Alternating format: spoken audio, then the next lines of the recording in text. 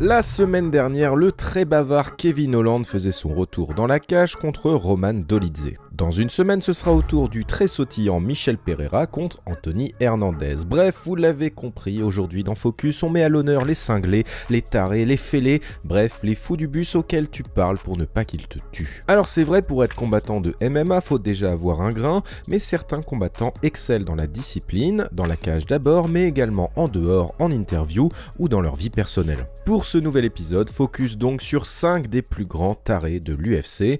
C'est parti.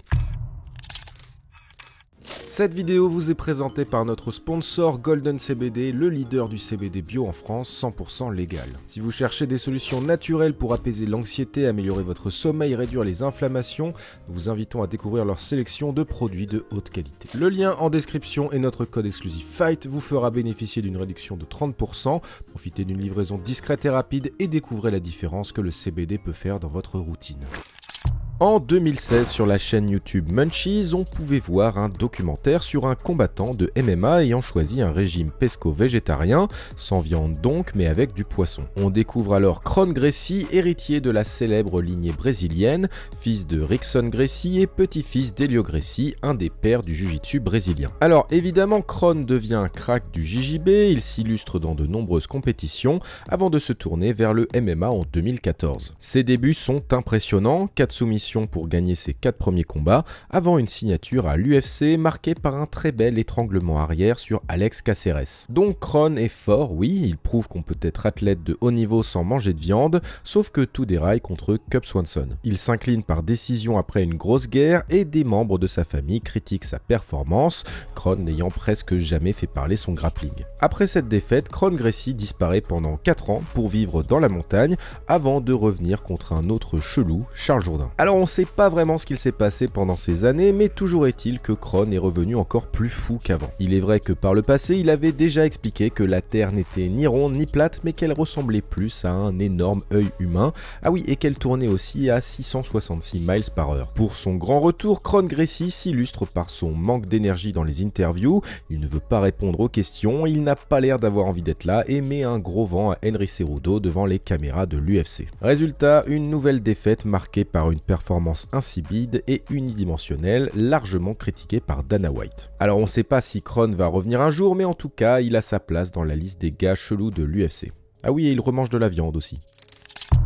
Il est temps de parler d'une légende, Mike Perry. Après une jolie série de victoires, l'Américain signe à l'UFC et marque les esprits dès son premier stare-down en hurlant au visage de son adversaire. Ensuite, c'est une succession de moments étranges dès qu'il s'approche d'un micro ou sur les réseaux sociaux, notamment lorsqu'il se clash avec Cowboy Cerrone ou Darren Till. Hors de la cage, Perry est incontrôlable, des N-words qui sortent régulièrement parce que monsieur serait à 2% africain, des bagarres dans des restaurants ou plus grave encore, des accusations de violence conjugale.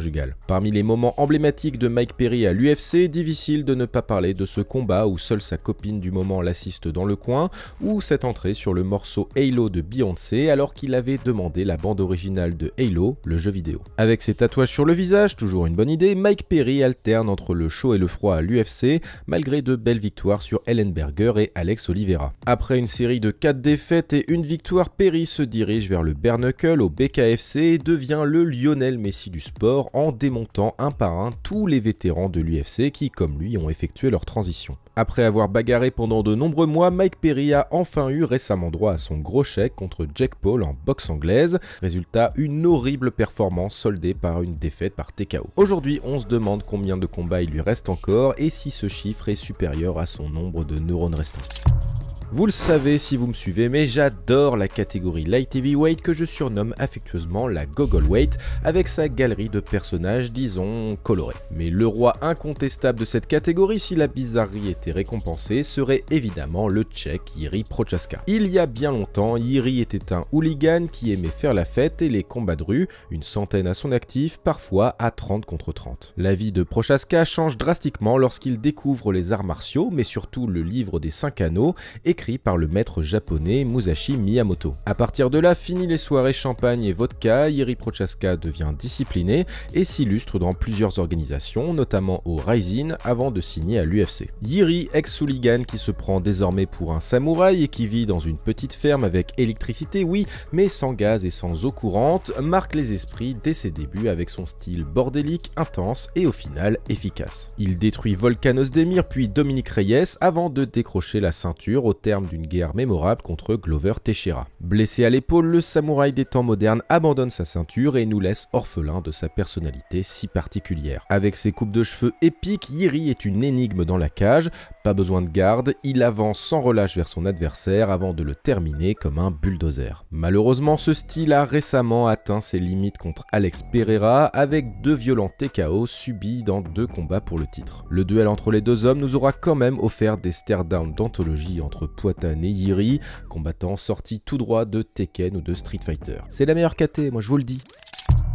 Diego Sanchez est le seul combattant avec Kenny Florian à avoir combattu dans 4 catégories de poids différentes à l'UFC, en featherweight, lightweight, welterweight et middleweight. C'est d'ailleurs ce même Florian qu'il bat lors de la première saison de The Ultimate Fighter. Dans le tough, Sanchez devient rapidement l'excentrique de la villa avec ses sessions yoga et ses tentatives pour extraire l'énergie d'un éclair. À l'écran, il se bat contre des aliens imaginaires, il s'embrouille à propos d'asperges, bref, un sacré numéro. Avec ses grosses guerres dans la cage, ses walkouts mémorables comme celui où il brandit une croix vers son adversaire, Sanchez devient un bon client pour les caméras de l'UFC. Chaque apparition de Diego devient un grand moment de chelouterie, notamment lorsqu'il déclare que la stevia mélangée à de l'eau peut guérir presque toutes les maladies. L'histoire de Diego Sanchez connaît cependant un virage très sombre lorsqu'il s'associe à Joshua Fabia, un entraîneur slash gourou slash escroc. Énorme fraude, Fabia veut révolutionner l'entraînement de Sanchez à base de course-poursuite couteau en main, de bandeaux sur les yeux, mais aussi en l'utilisant comme un punching ball suspendu la tête en bas. Fabia devient rapidement un ennemi de l'UFC et fout en l'air la carrière de Diego Sanchez, rapidement lâché par l'organisation. L'ancien chouchou du public mettra des années avant de se rendre compte de l'arnaque,